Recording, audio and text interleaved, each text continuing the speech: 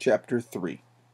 Well, I got a good going over in the morning from old Miss Watson on account of my clothes, but the widow she didn't scold, only cleaned off the grease and clay, and looked so sorry that I thought I could behave for a while if I could. Then Miss Watson she took me into the closet and prayed, but nothing ever came of it. She told me to pray every day, and whatever I asked for, I would get it. But it weren't so. I tried it. Once I got a fish line, but no hooks. It weren't any good to me without any hooks. I tried for the hooks 3 or 4 times, but somehow I couldn't make it work. And by, one day, I asked Miss Watson to try it for me, but she said I was a fool. She never told me why, but I couldn't make it out no way. I sat down one time in the back of the woods and had a long think about it. I says to myself, if a body can get anything they pray for, why don't Deacon Wynn get back the money he lost on the pork? Why can't the widow get back her silver snuff box that was stole? Why can't Miss Watson fat up? No, I says to myself, there ain't nothing to it. I went and I told the widow about it, and she said the thing a body could get by praying for was spiritual gifts. This was too many for me, but she told me what she meant. I must help other people and do everything I could for other people and look out for them all the time and never think about myself. And this included Miss Watson, as I took it. I went out into the woods and I turned it over in my mind a long time, but I couldn't see no advantage about it, except for the other people. So at last I reckoned I wouldn't worry about it no more and just let it go.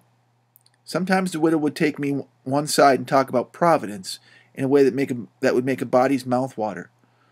But maybe next day Miss Watson would take a hold and knock it all down again. I judged I could see that there was 2 providences, and a poor chap would stand considerable show with the widow's providence, but if Miss Watson got him, there weren't no help for him any more. I thought it all out, and I reckoned I would belong to the widow's if he wanted me, though I couldn't make out how he was going to get any better off than what I was before, seeing as I was so ignorant and so kind of low down and ornery. Pap, he hadn't been seen for more than a year, and that was comfortable to me. I didn't want to see him no more.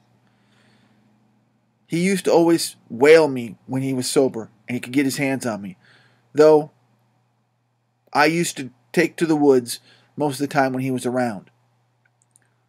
Well, about this time he was found downriver drowned, about 12 miles above town, so people said. They judged it was him anyway. Said this drowned man was just his size and was ragged and had uncommon long hair, which was all like Pap. But they couldn't make nothing out of the face because he'd been in the water so long and it weren't much of a face anymore. They said he was floating on his back in the water. They took him and buried him on the bank. But I weren't comfortable long because I happened to think of something. I knowed mighty well that a drowned man don't float on his back, but on his face. So I knowed then that this weren't Pop, but a woman dressed up in a man's clothes. So I was uncomfortable again. I judged the old man would turn up again by and by, though I wished he wouldn't. We played robber now and then about a month, and then I resigned. All the boys did. We hadn't robbed nobody, hadn't killed any people, but only just pretended. We used to hop out of the woods and go charging down on the hog drivers and the women in carts taking gardens and stuff to market. But we never hived any of them. Tom Sawyer called the hogs ingots, and he called the turnips and stuff jewelry. And we would go over to the cave and powwow over what we had done and how many people we had killed and marked. But I couldn't see no profit in it. One time Tom sent a boy to run about town with a blazing stick, which he called a slogan, which was the sign for the gang to get together.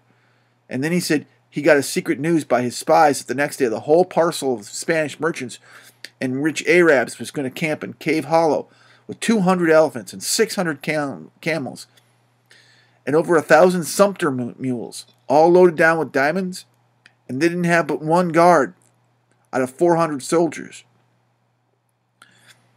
And so we would lay in an ambuscade, as he called it, and kill the lot and scoop up the things. He said we must slick up our swords and guns and get ready. He never could go after even a turnip cart, but he must have the swords and guns all scoured up for it, though they was only lath and broomsticks. And you might scour at them till you rotted, and then they weren't worth a mouthful of ashes more than it was before. I didn't believe we could lick such a crowd of Spaniards and Arabs, but I wanted to see the camels and elephants, so I was on hand the next day, Saturday, in the ambuscade. When we got the word, we rushed out of the woods and down the hill. But there weren't no Spaniards and Arabs. There weren't no camels and nor elephants. It weren't anything but a Sunday school picnic, and only a primer class at that. We busted it up and chased the children up the hollow, but we never got anything but some donuts and jam. Though Ben Rogers got a ragdoll and Joe Harper got a hymn book and a tract. And then the teacher charged in and made us drop everything and cut. I didn't see no diamonds. I told Tom Sawyer so. He said there was loads of them there anyway. He said the Arabs were there too, and the elephants and things. I said I couldn't see them. He said if I weren't so ignorant, but I had read a book called Don Quixote, I would know without asking. He said it was all done by enchantment. He said there was hundreds of soldiers there, and elephants and treasures and so on. But we had enemies, which he called magicians. And they had turned the whole thing into an infant Sunday school, just out of spite. I said, all right then. The thing for us to do was to go for the magicians. Tom Sawyer said I was a numbskull. Why? He said, a magician could call up genies, and they would hash you up like nothing before you could say Jack Robinson. And they're as tall as a tree and as big around as a church. Well, I says, suppose we got us some genies to help us. Can't we lick the other crowd then? How are you going to get them? I don't know. How do they get them? Why, they rub an old tin lamp in or an iron ring, and the genie comes a tearing in, with the thunder and the lightning and the ripping around and the smoking and rolling. And everything they're told to do, they up and do it. They don't think nothing of pulling up a shot tower by the roots and belting a Sunday school superintendent over the head with it, or any other man. Well, who makes them tear around so? Why, whoever rubs the lamp or the ring. They belong to whoever rubs the lamp or the ring. And they got to do whatever they says. If he tells them to build a palace 40 miles long out of diamonds, and fill it with full of chewing gum, or whatever you want, and fetch an emperor's daughter from China for you to marry, they've got to do it.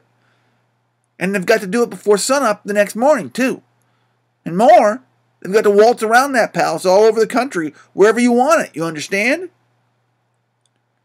Well, says I think they're a pack of flatheads for not keeping the palace for themselves, instead of fooling them away like that. And what's more, if I was one of them, I would see a man in Jericho before I would drop my business and come to him for the rubbing of an old tin lamp. How you talk, Huck Finn? Why, you'd have to come when he rubbed it, whether you wanted to or not. What? Says I. And I as tall as a tree and as big as a church? All right, then. I would come. But I lay I'd make that man climb the highest tree there was in the country. Shucks, it ain't no use to talk to you, Huck Finn. You don't seem to know anything. Somehow.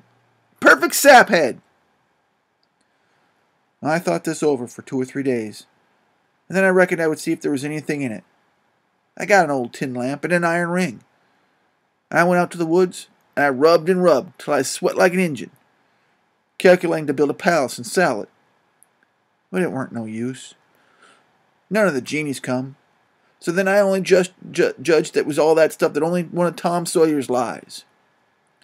I reckon he believed in the Arabs and the elephants, but as for me, I think different. I say, it had all the marks of a Sunday school.